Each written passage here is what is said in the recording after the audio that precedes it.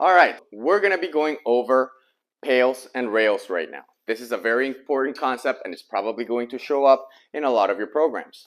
PAILs and rails is a tool that we use to isometrically load the tissues that we are stretching and the tissues that are short in a position that we're training. Progressive angle isometric loading is what PAILs means, and regressive angle isometric loading is what rails means. Basically what we're doing there is we're literally, progressive angle means the stretched tissue. If for example, I want to work my internal rotation of my shoulder, I'm going to set up myself up in a position which allows me to train internal rotation at end range. This is not the only position that I can set myself up in, but this is the one that I'm going to use for this example.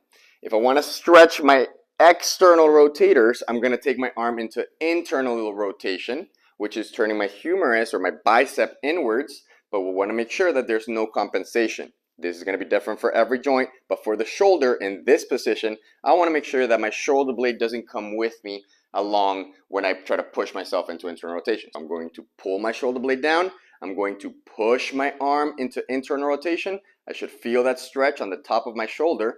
I'm typically going to hold this stretch before I start the isometric contraction. And then once I'm ready, I'm going to start progressively and slowly increasing the force into external rotations, into this direction, away from the stretch. We want to isometrically contract the stretched tissue. So I'm going to progressively ramp up to whatever prescription I have in my program or whatever I can tolerate in terms of pain.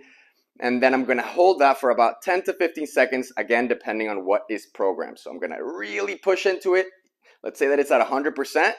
I'm going to hold that for about 10 to 15 seconds. And immediately after, I'm going to go into my rail, so regressive. I'm going to try to pull into the stretch further, which means I'm trying to go further into internal rotation so that I can own that position. I'm getting two things done here. I'm building architecture, load-bearing capacity, and joint space by contracting isometrically the stretch tissue, and then I'm building neurology and strength into the range of motion that I want to acquire by doing the rails. This is typically going to be followed up with other inputs that we will talk about in other videos.